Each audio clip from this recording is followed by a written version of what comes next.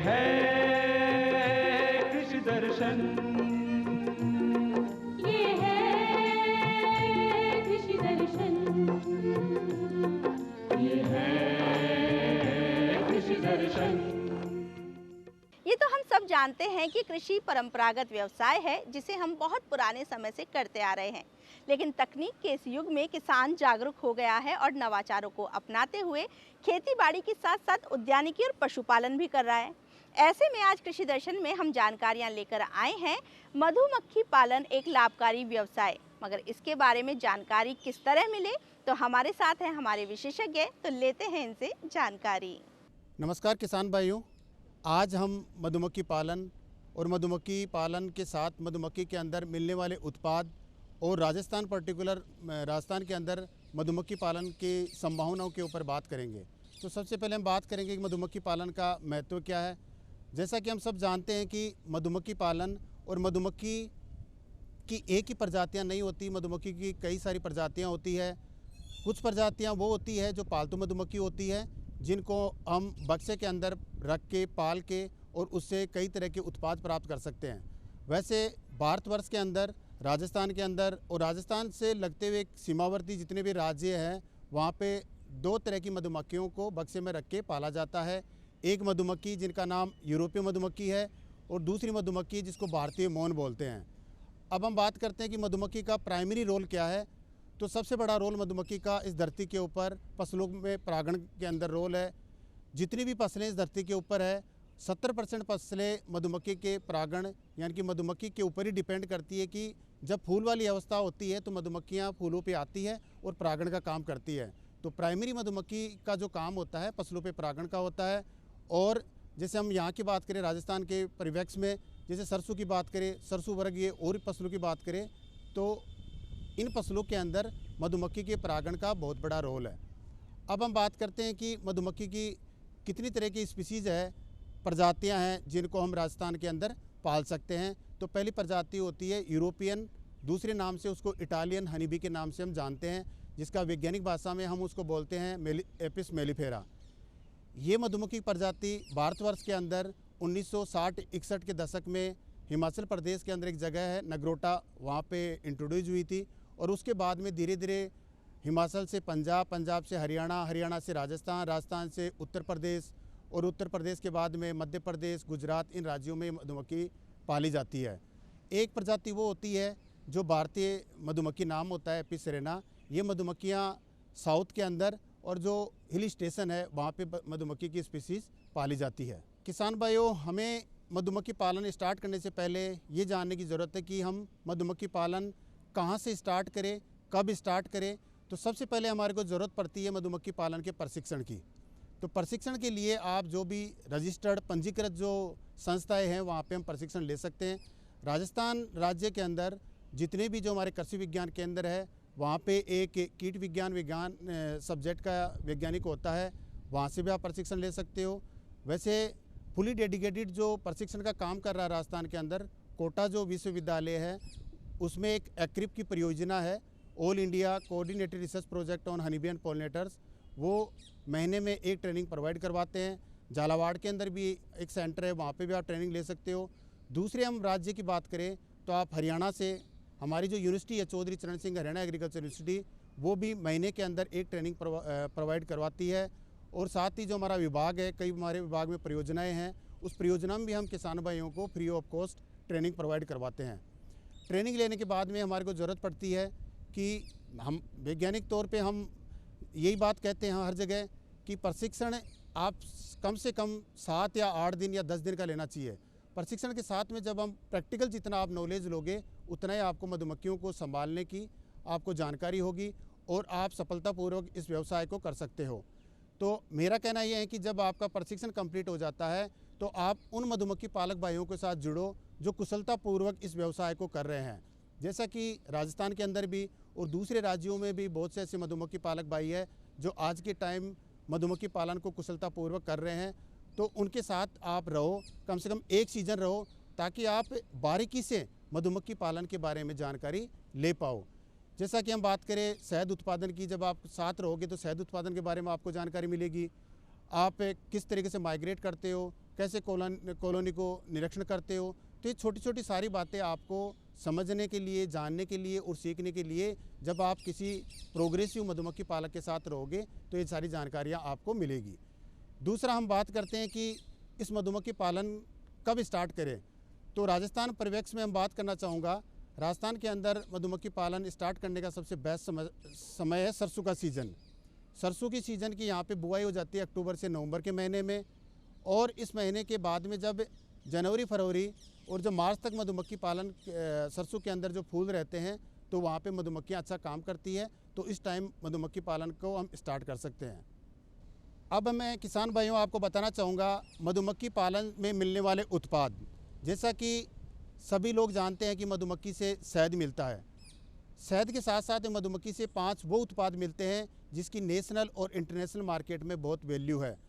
हम जहाँ भी जाते हैं, जब भी मधुमक्खी पालक के जो बहुत ही एडवांस काम कर रहे हैं या जो नए किसान भाई है जो इस व्यवसाय को स्टार्ट करना चाहते हैं, तो उनको एक ही बात बताते हैं कि आप शहद के साथ साथ में मधुमक्खी के साथ जो दूसरे उत्पाद मिलते हैं हमारे को, उन पे हमारे को काम करने की ज़रूरत है। पहला उत्पाद जैसे कि मैंने बताया आपको शहद होता है, दूसरा पराग होता है। पराग एक प्रोटीन का वो सोर्स है जिसको हम कहते हैं कि प्राकृतिक से मिला हुआ प्रोटीन, नेचुरल प्रोटीन जो हमारी बॉडी के अंदर इम्यूनिटी को इम्प्रूव करते हैं।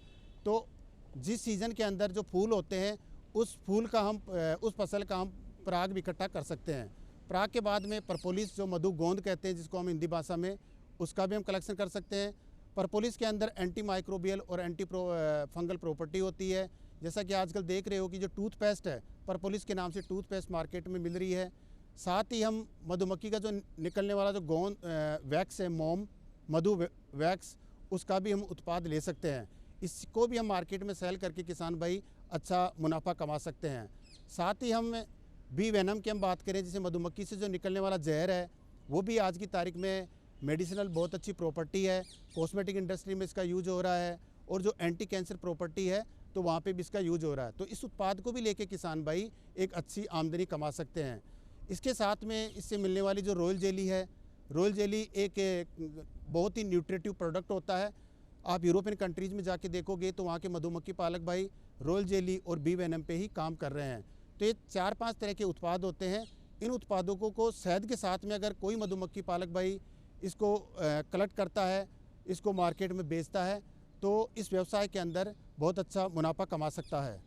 अब हम बात करेंगे किसान भाइयों, अलग अलग सीज़न में आप मधुमक्खियों की कैसे देखभाल करोगे। जैसा कि अभी शरद ऋतु चल रहा है, तो मधुमक्खी पालन के अंदर जब हम स्टार्ट करते हैं तो मेन कॉन्सेप्ट यही है कि अलग अलग ऋतुओं में, अलग अलग सीज़न में हम मधुमक्खियों की कॉलोनियों की कैसे देखभाल करें। शरद ऋतु की हम बात करें तो जहाँ पे भी आपको मधुमक्खियों का स्थानांतरण यानी कि जो माइग्रेशन करना होता है, आप ऐसी जगह करो जहाँ पे आसपास में अच्छा बी फ्लोरा यानी कि प्रचुर मात्रा में हो। साथ ही हम ये ध्यान रखेंगे कि सुबह के टाइम जब सूरज निकलता है तो मधुमक्खियों की जो कॉलोनियाँ हैं उनके ऊपर सूरज की रोशनी पड़े, ताकि मधुमक्खियाँ फूलों के ऊपर काम करने आसानी पूर्वक जा सकें।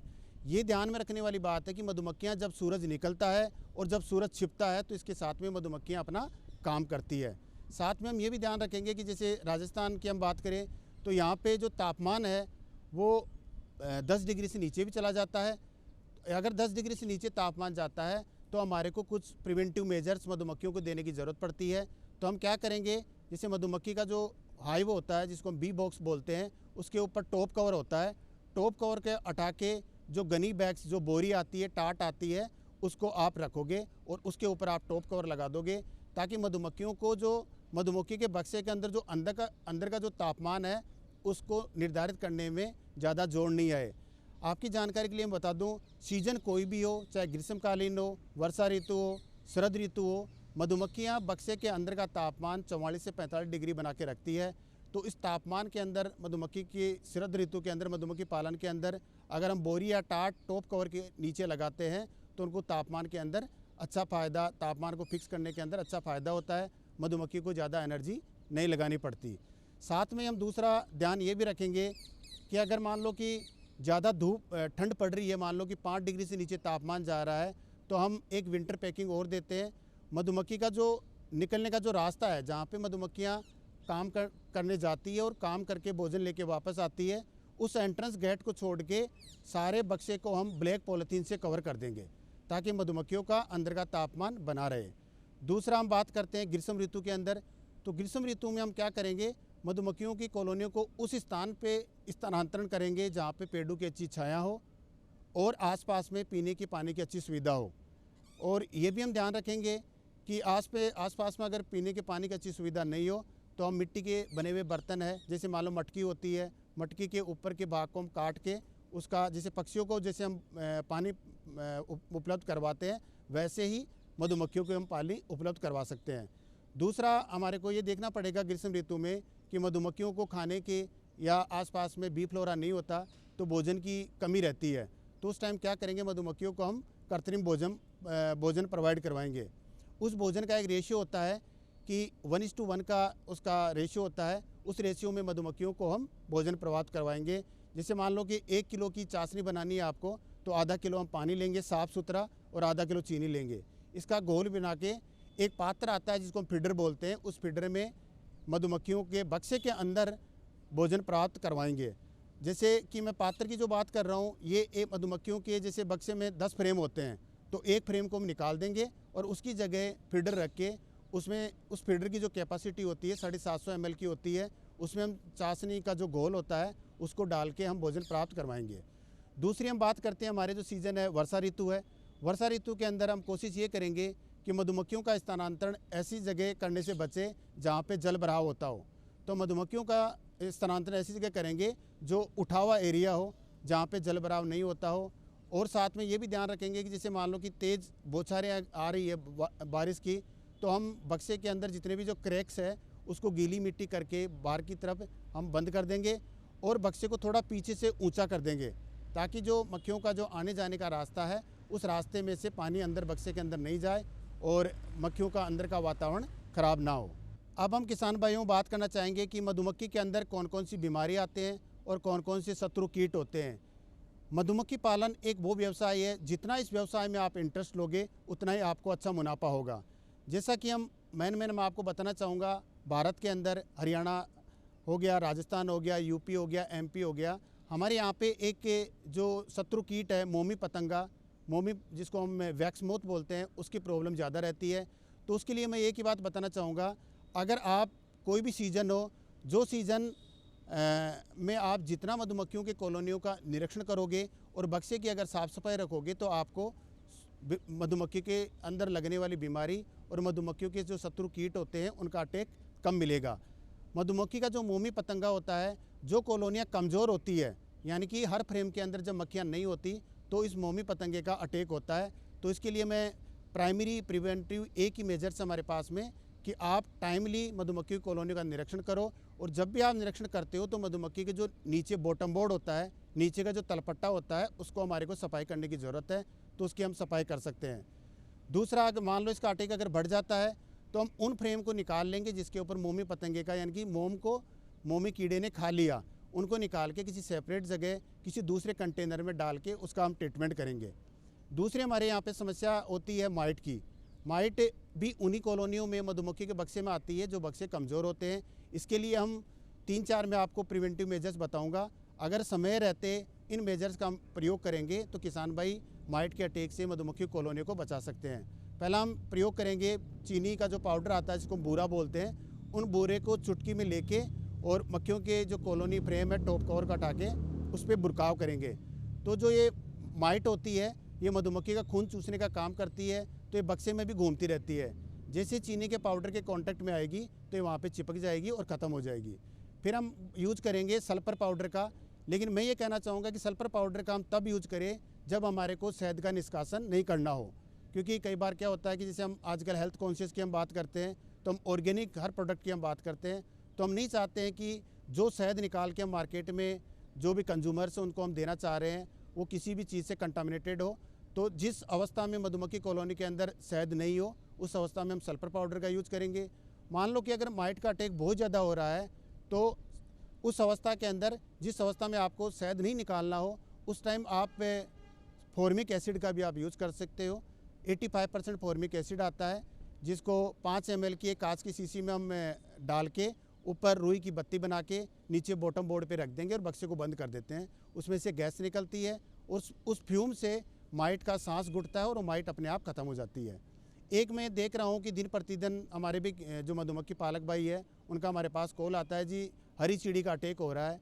हरी चीड़ी का सबसे ज़्यादा अटैक जब मानसून की बारिश आने वाली हो, यानी कि जुलाई या जून के फर्स्ट वीक में इसका अटैक स्टार्ट होता है।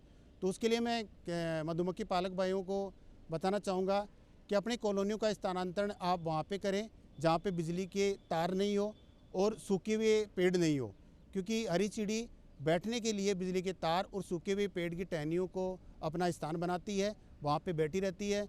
और जब मक्खियाँ भोजन लेने के लिए फूलों के ऊपर जाती है, उड़ती हुई मधुमक्खी को पकड़ के उसके मार के उसको खा जाती है।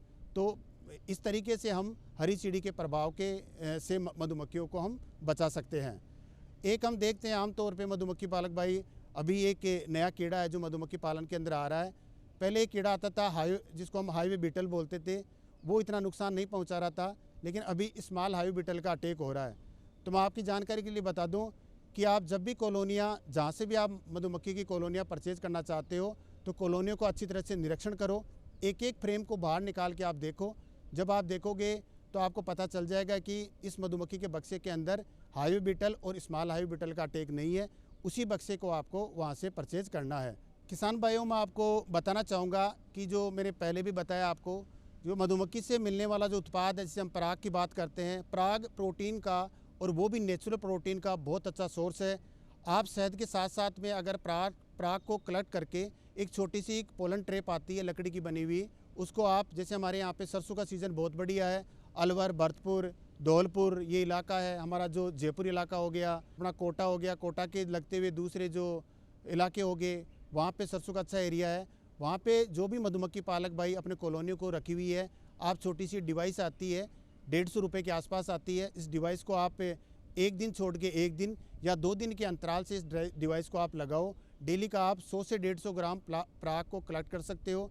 पराग को कलेक्ट करने के बाद में आप खुली धूप में पराग को सुखा के और इसको आप मार्केट में अगर बेचते हो तो ये मान के चलो कि 2000 से 2500 रुपये तक पर किलो के हिसाब से आप कमा सकते हो।